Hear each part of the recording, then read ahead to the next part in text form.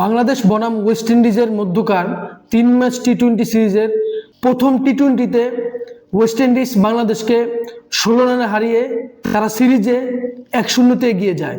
আজকে চট্টগ্রামে জহুর আহমেদ স্টেডিয়ামে কানায় কানায় দর্শক ছিল। আজকের এই ম্যাচটা বাংলাদেশের জয়লাভ করা উচিত ছিল, বাট বাংলাদেশ সেটা করতে পারে নাই। আজকে বাংলাদেশ শুধু ফিল্ডিং এবং বোলিংয়ে খারাপ করে নাই, বরং জঘন্যতম ব্যাটিং করেছে, যার ফলে ম্যাচের একটা মুহূর্তেও বাংলাদেশ ওয়েস্ট ইন্ডিজকে চ্যালেঞ্জ জানাতে পারে নাই। আজকের এই ম্যাচে ওয়েস্ট ইন্ডিজ টস জিতে ব্যাটিংয়ের সিদ্ধান্ত নেয়, কারণ ওয়েস্ট ইন্ডিজ খুব ভালো করে জানে বাংলাদেশ চেস করতে গেলে তারা প্যানিক করে ফেলে। তবে আজকে ওয়েস্ট ইন্ডিজের ওপেনার আতানজে এবং ব্র্যান্ডন কিং, তাদের প্রশংসা করতেই হবে।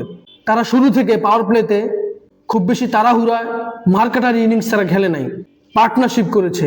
যদিও আতানজের একটা ক্যাচ উঠেছিল নাসুম আহমেদ এবং সোহানের ভুল বোঝাবুঝিতে, ইজি ক্যাচটা মিস হয়েছে, তারপরও ওয়েস্ট ইন্ডিজ পাওয়ার প্লেটা দারুণভাবে খেলেছে, যার ফলে পরবর্তী ব্যাটসম্যানদের জন্য ম্যাচকে ডিপে নিয়ে যাওয়া অনেকটা সহজ হয়েছে। এবং ওয়েস্ট ইন্ডিজের ওপেনাররা আউট হওয়ার পরে শায়হোপ এবং রোবমান পাওয়েল তারা খুব বেশি তাড়াহুড়া করেনি, পার্টনারশিপ করেছে, ম্যাচ ডিপে নিয়ে গিয়েছে। একটা পর্যায়ে যখন 16 ওভারে ওয়েস্ট ইন্ডিজ 110 রান করে, পরবর্তী 4 ওভারে তারা 55 রান করে। এর দ্বারা বোঝা যায় আজকে ওয়েস্ট ইন্ডিজ ব্যাটিংয়ে কতটা সতর্ক এবং দায়িত্বশীল ছিল। তানজিম হাসান সাকিব শুরুতেই রোবমান পাওয়েলের ক্যাচ মিস করেছে এবং 20 নম্বর ওভারে রোবমান পাওয়েলের কাছেই ব্যাক টু ব্যাক 3টা 6 খেয়েছে, যার ফলে ওয়েস্ট ইন্ডিজের রান যেখানে 150 হওয়ার কথা ছিল সেখানে 165 হয়েছে। বাংলাদেশ যেমনিভাবে ক্যাচ মিস করেছে, এলোমেলো বোলিং করেছে, রিভিউ ঠিক মতো নিতে পারেনি। ওয়েস্ট ইন্ডিজ 165 করা এটা বাংলাদেশের জন্য একটা চ্যালেঞ্জ হয়ে দাঁড়িয়েছে। তবে বর্তমান ক্রিকেটে 165 এটা খুব বেশি বড় রান না, এটা চেজেবল। তানজিদ হাসান তামিম এত বেশি তাড়াহুড়া, 5 বল খেলে 14 রান করে আউট। আকিল হোসেনের প্রথম ওভারে একটা 6 একটা 4 মেরেছে, পরবর্তী ওভারে সিলসের প্রথম বলে 4 মেরেছে। এর পরবর্তী বলগুলো দেখে খেলা উচিত ছিল, বাট তানজিদ হাসান তামিম অনেক বেশি তাড়াহুড়া করেছে, যেটা তার অভ্যাসে পরিণত হয়েছে। লিটন দাস অনেকদিন পরে ইন্টারন্যাশনাল ক্রিকেটে নেমেছে, লিটন দাসের উচিত ছিল একটা পার্টনারশিপ করা, বাট সেটা করতে পারে নাই। সাইফ হাসান ব্যর্থ হয়েছে।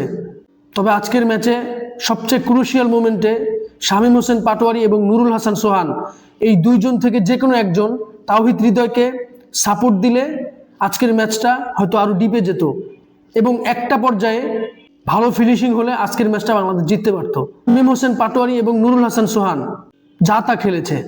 যদিও শেষ পর্যন্ত নাসুম আহমেদ, তানজিম হাসান সাকিব এদের ব্যাটিংয়ের উপর ভর করে বাংলাদেশ লড়াই করেছে, তবে বাংলাদেশ পাওয়ার প্লেতেই ম্যাচ হেরে গিয়েছে। 40 রানে 4 উইকেট। রান ঠিকই ছিল কিন্তু উইকেট ছিল না, যেটা ওয়েস্ট ইন্ডিজ খুব ভালোভাবে করেছে। আন্তর্জাতিক ক্রিকেটে বড় বড় দলগুলোর বিপক্ষে ভালো খেলতে হলে, ম্যাচ জিততে হলে আপনাকে ফিল্ডিং ভালো করতে হবে, হাফ চান্সগুলোকে ফুল চান্স করতে হবে, তাহলেই সম্ভব। অন্যথায় এক ম্যাচ ভালো খেলে পরবর্তী 2 ম্যাচ 3 ম্যাচ আবার হারতে হবে। যাই হোক, বাংলাদেশের জন্য এই সিরিজে কামব্যাক করার সুযোগ রয়েছে। আশা করি পরবর্তী ম্যাচে বাংলাদেশ সব ভুল শুধরে ভালো খেলবে। আজকের এই ম্যাচ সম্পর্কে আপনার কোনো মতামত থাকলে আমার সাথে শেয়ার করবেন। ভিডিওটি ভালো লাগলে লাইক, কমেন্ট, শেয়ার, সাবস্ক্রাইব করবেন। ধন্যবাদ।